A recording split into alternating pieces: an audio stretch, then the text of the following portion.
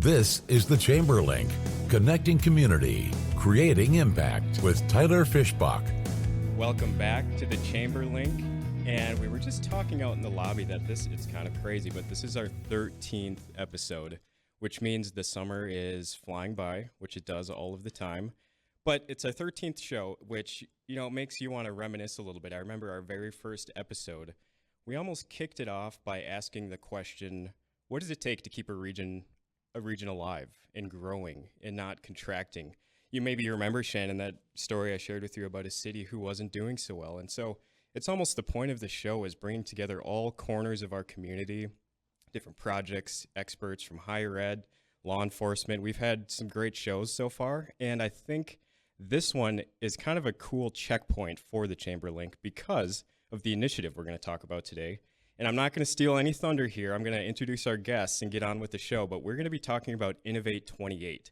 And I know a lot of you have probably heard a lot about this initiative, and frankly, it's a transformative one. And so I'm very excited for our two guests to dive into that today. We have Joe Raso with us, and he is the president and CEO of the Greater Fargo-Moorhead Economic Development Corporation. And you'll probably hear us just say EDC throughout this conversation because it's a little bit quicker to blurt that out. So the EDC, Joe, thank you for being here. And we have Shannon Full, the president and CEO of the Chamber. And I think how I want to start this with you too, because one thing that's very important about this initiative is the fact that it's a collaborative effort between the Chamber and the EDC. And so maybe what we could do to set the foundation for our listeners, because I don't want to assume that everybody knows what the EDC does and what the Chamber does. And so maybe, Joe, I'll start with you. If you could just give us a high level, what's your mission at the EDC, and maybe what does that mean? What is the work that you do in this region, for this region? And then Shannon, I'll kick that same thing to you, just to set the stage so people know where we're coming from here and why this is such a powerful joint initiative. Well, Tyler, thanks for having me, Shannon. Lucky number 13 Yeah. episode, right? So the EDC as an organization will be 80 years old next year. And our purpose is to cultivate an economic environment where all people and organizations flourish. That word flourish is, I think, an interesting word, maybe an episode in and of itself. But we've been serving the primary sector businesses in this region over that lifespan. We serve the entire metropolitan area. I've been doing that for about 20 years now as an organization. And, if you think about the companies who every day wake up and that CEO, he or she is trying to sell their products nationally and globally, thus bringing money into this regional economy, which creates kind of a bigger bucket of economic activity. That's the purpose of the EDC and working with a lot of partners, obviously the Chamber being the top partner in business development with the work we're doing. That's fantastic. Thank you for sharing that. And it was very clear and concise. It was funny. I asked Charlie once for an episode to give me some history on the convention center, and he I think he took the whole first segment. But Shannon, thank you, Joe. Shannon, can you do the same thing for the Chamber? I know maybe our listeners know a little bit more about the Chamber just because of the nature of the show, but I think it could help just to set the stage. Sure. Also a regional entity, similar missions, although very different or augmenting the work of the EDC. The mission of the Chamber is to be a catalyst for growth and prosperity. So also looking at opportunities to continue to invest in businesses and people to allow growth to happen. In addition to that, we have 5 major cornerstones: public policy, workforce development. So public policy is ensuring that we've got a political climate that allows for pro-growth, business-minded type of leadership and mindset. Our workforce side of this is really the ability to help our almost 17, so we have just over 1,700 members of the Chamber, as diverse as you could probably guess, right? Everything from nonprofits to private sector companies, manufacturing to services to small businesses to large corporations, kind of runs the whole gamut. But that workforce piece is really what are they needing to better attract, retain, and develop the high quality talent that they're needing, allowing for our region to grow. The community initiatives piece, this is where we lean into community leadership and really looking at what are advancements that need to happen throughout our region to allow us to be competitive. And so that's anything from how are we ensuring and helping support a vibrant airport to a convention center to, I mean, the list goes on, right? This morning, we just had a discussion on the Career Innovation Center. So, so all of those different pieces. And then the final component is really all around business vitality. And so looking again, as we said, we have of those 1,700 members, 71% of those have 15 employees or less. And so it's very significant small business sector. What are our small businesses needing to also be the next big business, right? If they so desire. And so those are some of the things that we focus on. Yeah, very good. Okay, so my question here, maybe this is the $1 million question. How and why now for Innovate 28? Why is now the time, and what's the importance behind something like this being in our region? And Shannon, you brought up the event today, and I think it was Lisa Karch at NDSCS. She was like, we can't afford to not take advantage of these opportunities. But I'm curious from your guys' perspective, why is this such an important thing for us to have our foot on the gas on as a region? Yeah, I think, coming into the region a little over 7 years ago, one of the things that I learned very quickly in looking at kind of the economics of the region, very strong, has been strong for quite some time. We're very diverse for a market of 270,000 people when we're looking at probably 7 to 9 industry sectors, multi-billion-dollar companies headquartered here. And so we've seen, significant growth and opportunity, but we also have the challenges that no one organization is going to be able to address by itself. And, going back at least almost a decade ago, there was discussions taking place between the business and government leadership. How can the two best known business organizations, being our two organizations, how can we better align? Because we work sort of in that same space, but we have different roles and responsibilities, and then there's overlap. And so some of these big rock issues that the community, Shannon just mentioned several of them, they're not going to be addressed by one entity alone. And so the leadership, going back even a little bit before Innovate 28, came together and said, we need to start to focus and bring the best of not just our two organizations, but others in the region as well. And I think that's what sort of led to that first iteration initiative that was called Fueling Our Future. Once we got to the close of that, everybody said, yeah, we still need to keep these organizations aligned. And so let's dive in with a stronger plan, a plan that pushes us as a region, but also puts the sort of X on the back of organizations to say you need to lead this. Yep. Because if you don't have that, it's hard to kind of move things forward if people don't know who's leading different aspects of this work. Yeah, that was great. And so we're going to come up on our first break here, but I think, Joe, you just gave a good segue into what our major goals are for this initiative and our pillars of work, and then we can really dive into the great things going on.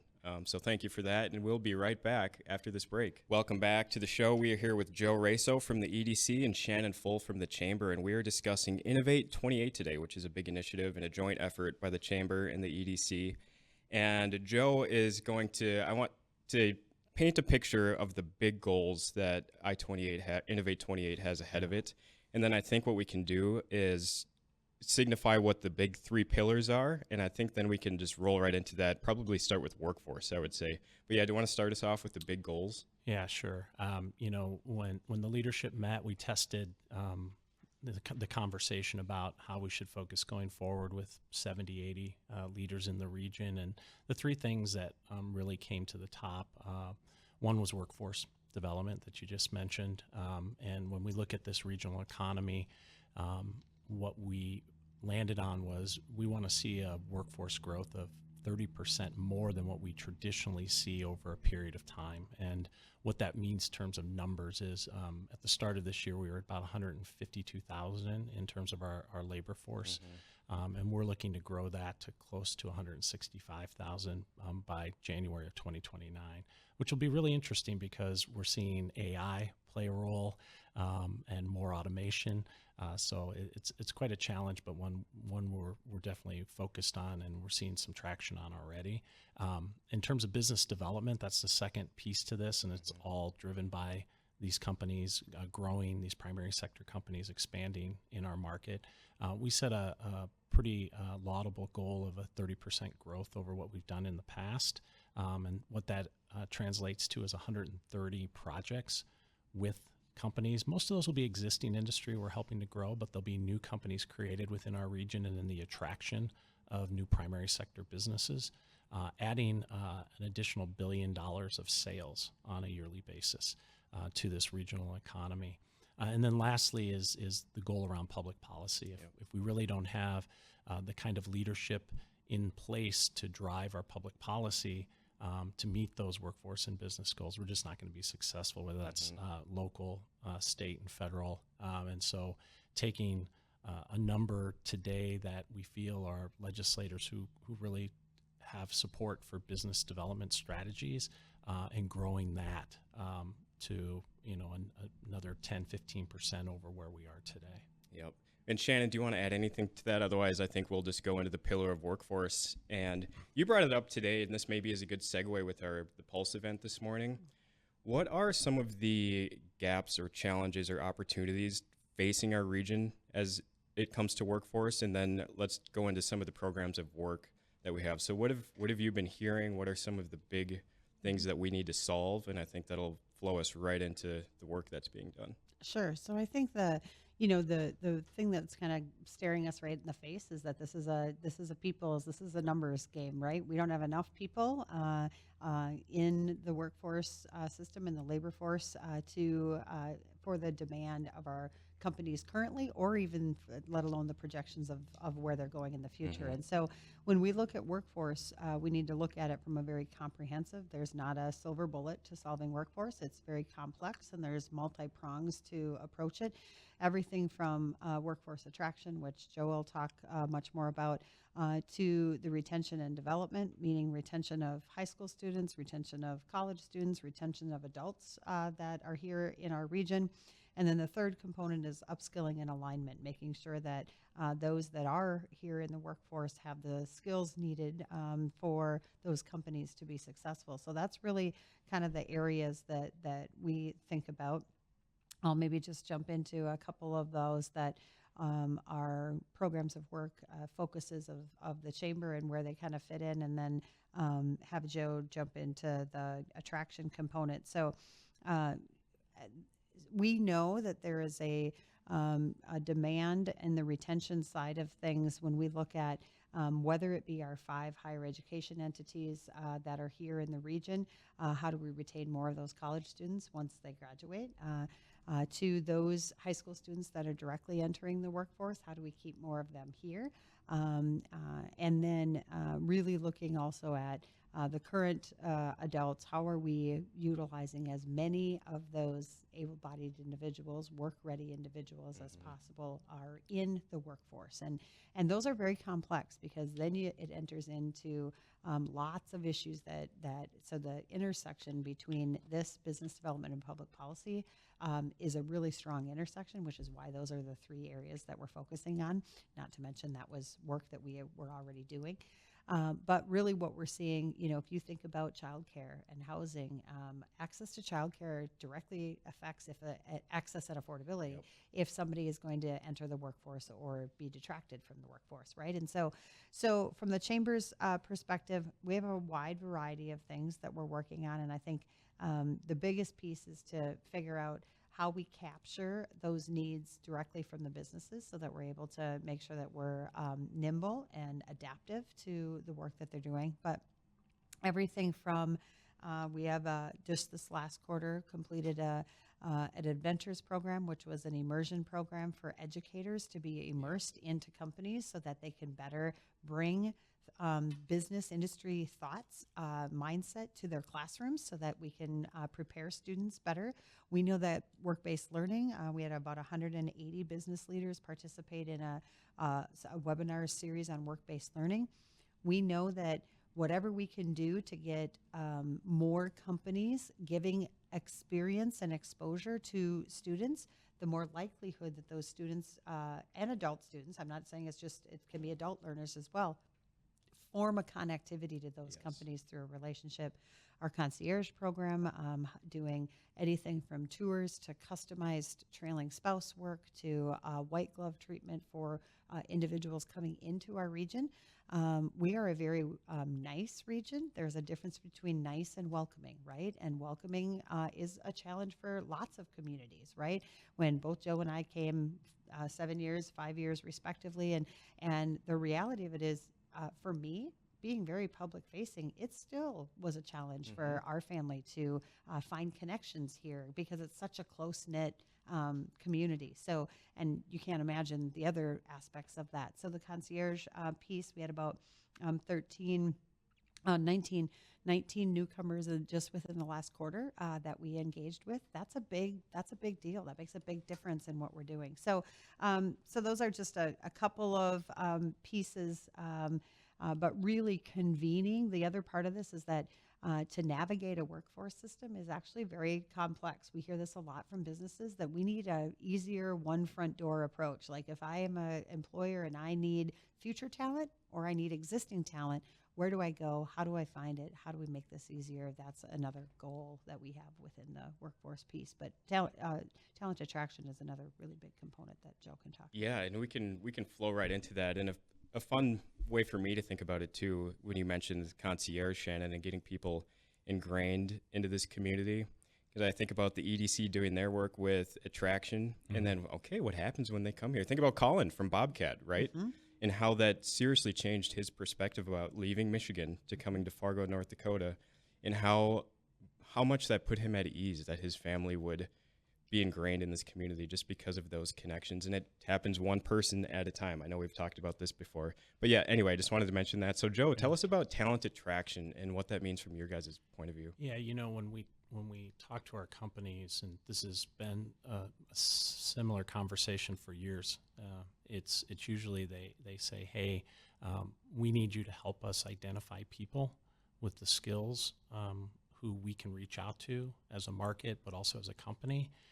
And then, you know, we need to tell an authentic story about this region. Most people think Fargo isn't what we know Fargo to be and the metro to be.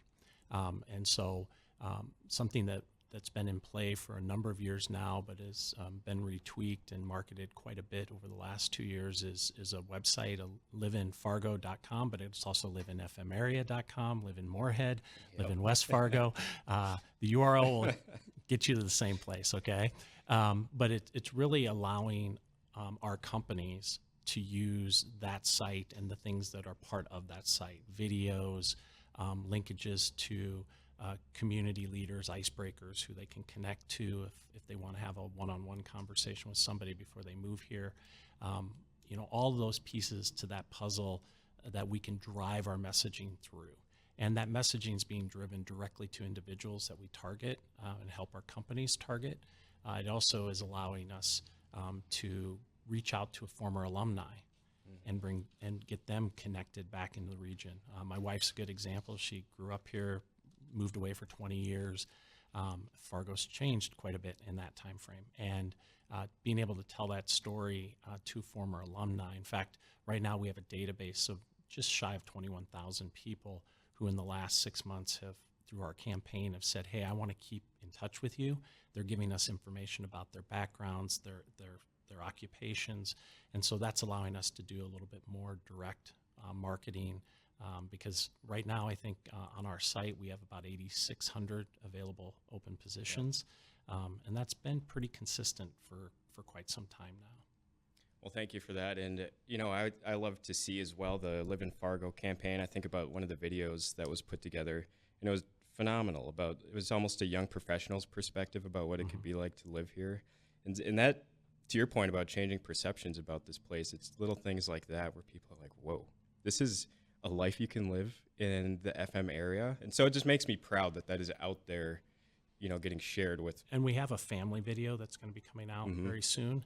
And for anybody listening, as your companies, you can access these, you can use these, you can get in touch with us, and we can connect you to the footage that you can add and attach to information you're sending out to prospective employees. Well, that's fantastic. We have to get to the news, and then we're going to be right back, and we're going to keep chatting about Innovate 28. We'll be right back. Welcome back to the show, and we're going to go right back to Joe. We're just going to keep speeding along here. Let's unpack a little bit the business development pillar of things. I know you touched on the big goal with, engaging in over 130 expansions and redevelopments or relocations rather. What does that mean? And maybe if you even have a success story of somebody who's, kind of gone through that process with you guys. But I'd love to just sit back and relax while you kind of tell us about that. No problem. Somewhat is a misunderstanding when people think about economic development, and they think most of it's just attracting companies into the region. But the real bread and butter is taking care of your own. And of the upwards of 500 primary sector companies in this region, we have really strong relationships with over 300 of them, and work with them to support their growth. In fact, over the past decade or more, about 75% of all of the growth is going to be those existing businesses, but you got to support them.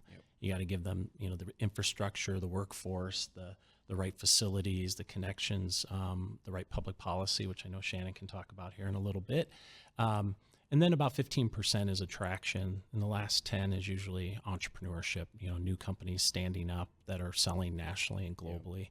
And so we focus on those businesses, and specifically there's some industries that we have strengths in. The bioscience is sort of a new one in the last decade, but it's really taken off, well over $350 million of activity. Obviously, Aldevron's growth and sale back a few years ago, and a lot of spin-offs. We're going to have our third annual Bioscience Summit, October 15th and 16th. And we see companies from all over the globe now coming in, whether it's pharmaceuticals, diagnostics, medical devices. It's a real strength and a real interest on the part of students in high school and then in our higher education institutions. Ag tech is another sector that we're continuing to see growth. Obviously, there's a huge history for our region in that space, but now as you add things like autonomous systems to that, it really kind of steps up the technology piece to our agricultural economy in this region. We also continue to see a growth in advanced manufacturing and services. I'm thinking of a company right now, Border States. I'm looking at their headquarters. They're $4 or $5 billion enterprise, hoping to grow to 10 to 15, and worked with them on a new distribution center that they just did the groundbreaking on a few months ago. And not all these projects just happen. That one, for instance, they were looking at 4 other locations in 3 other states. So you have to have the right combination of assets and the ability as a community to come together so that they can see that their future is going to be successful here. And one last one I'll mention, which is really interesting, we're digging into it right now, and that's extreme weather technologies. Oh, yeah. A lot of people, when we say that, they think, oh, you guys have cold weather. Well, we also have hot weather. And as companies are building products, whether that's ag equipment, whether that's the energy industry, it might be clothing for hunters, having those materials that can withstand heat, cold, certain conditions. We've got a competitive advantage in this region with what's happening at NDSU and several of our companies. So we're sort of looking into that one too as an opportunity for the region. So, our job is to be that concierge and to provide that business development service and the cadre of things that these businesses need. But we're not going to be everything to everybody, and we want to stay focused on where our history has been and where the opportunities going forward are. Well, you said the word assets too, and I kind of want to hang on that for a second because, we talk about all the time the competitiveness of this region and how we're competing with metros all over the nation, right? And you have, I think about Amazon up north. Yep. And so they're probably looking at how many different places if they're going to expand and build a distribution center. And so can you touch on, when you talk about rolling things out for people, talk about the document ready sites, because I Yeah. think that's something that, Yeah, speed to market. yeah, Amazon's a great example. We didn't even prep on this example, Tyler, so this is really good. Amazon, when they came in, we didn't know it was them. They used a third-party developer, Ryan Companies, out of the Twin Cities. They were looking for sites. We had just looked at that site that they located on as a future document-ready site, which essentially means all the information on a piece of property is known. You're not going to find a 36-inch gas main running diagonal through it before you put a spade in the ground, right? And that particular project, it was all speed to market for them. Every day would cost them millions of dollars. When the city of Fargo annexed, zoned, and platted that all concurrently, and getting ready to go, they found a piece of wetland on the site, probably the size of this office here. But through the relationships with Senator Hoeven and his relationships with the Corps, we were able to address what typically takes about 3 to 4 months in 7 days to keep that project moving forward. Those are the kinds of things and the relationships that you need to have, both with elected officials and public policy, to overcome hurdles. And that one's a really good example of a lot of different people stepping up. yeah. Well, to the relationship aspect as well, I even think about Joey on your team. Mm-hmm. I think we had coffee someday. This might have been last year.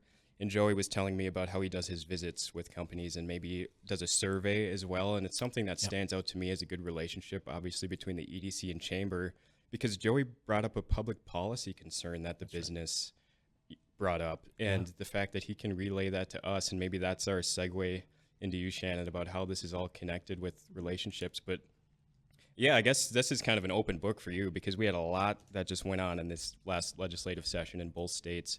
But how does all of that tie back together? I mean, it's a pillar of Innovate 28, but how does it kind of weave itself into all of this other work too? Yeah, I think one, it was a amazing example that Joe just gave, because it demonstrates firsthand, right, how important the policy climate, the business climate is here. And it's a complex one. I'm not gonna lie. We straddle two states that couldn't be more politically diverse in their perspectives, and so the policy pieces, though, are at every level. So whether it be I'm a small business and I'm challenged with a ordinance, a signage ordinance, or I've got potholes out front and I don't know what I want to expand and I don't have the right zoning. I mean, all of those pieces to our state and our federal issues. So they all intertwine, and we really liken policy work into three major areas. One is the relationship piece that Joe mentioned.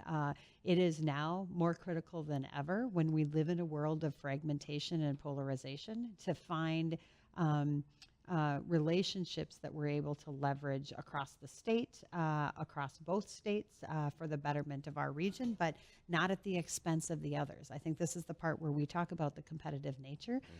We have to realize that for the most part, we are not competing with each other in the state. We're certainly not competing with each other in our own region, but in the state, we're not competing with each other. We're competing with other regions in other states.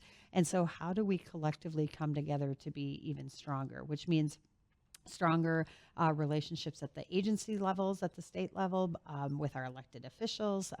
So the relationship piece is one. The second piece of that is the sheer lobbying. This is work that, this session was a crazy session. Between the two sessions in Bismarck and St. Paul, we tracked over 800 bills. We testified on over 50 of them. And that testifying means we're getting business leaders to testify, to tell their story, to make the ramifications or the opportunities of these programs and these bills come to life. So that's another exciting component of what we did.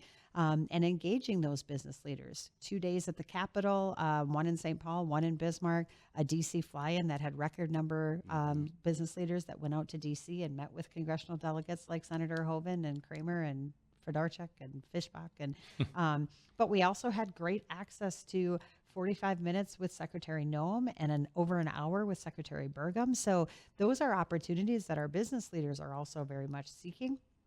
So that's the kind of the lobbying and relationship side of it. And then the other part of this is we have especially in North Dakota at the state level, but I would say this across the country at all levels, whether it be park board, school board, city commission, county commission, city council, we have a lack of civic engagement that's happening across the country. And so we, through this initiative, through Innovate 28, want to take a very proactive stance in standing up a Center for Civic Engagement to increase the current and future civic engagement by individuals, whether that be what's our programming in middle school and high school to get civic engagement into those schools.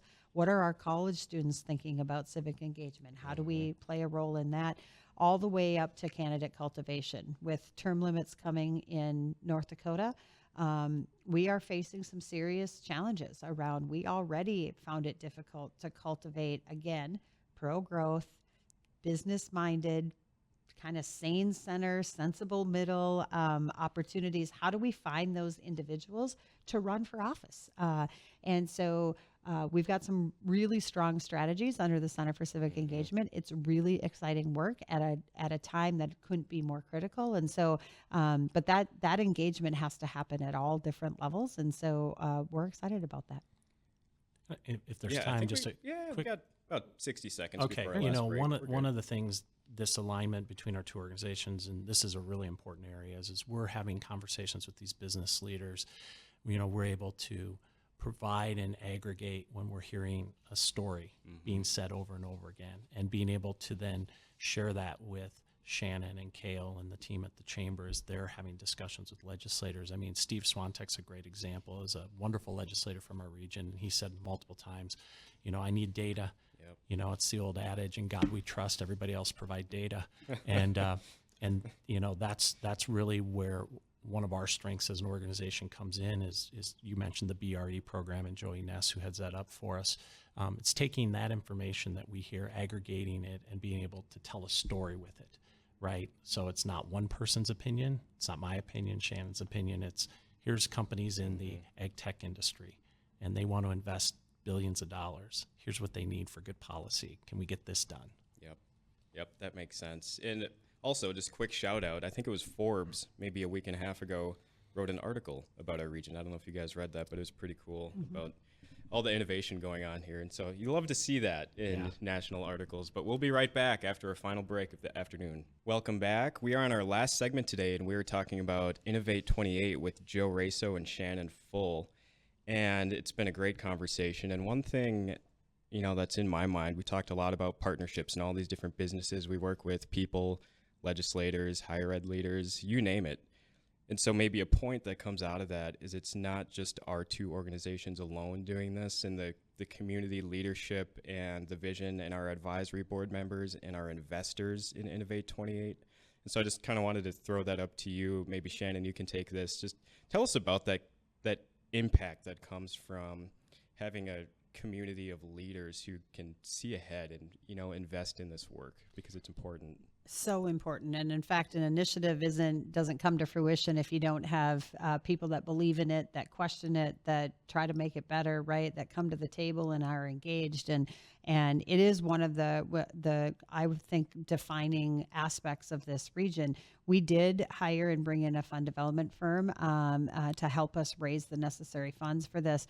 And they have even said they are very impressed with the collaborative spirit that exists in our region. And so we have over now, our Innovate 28 has over 140 companies that have invested in this initial, what is here's an intentional plan, right? An idea of how we maximize efficiency and effectiveness to overall grow the region.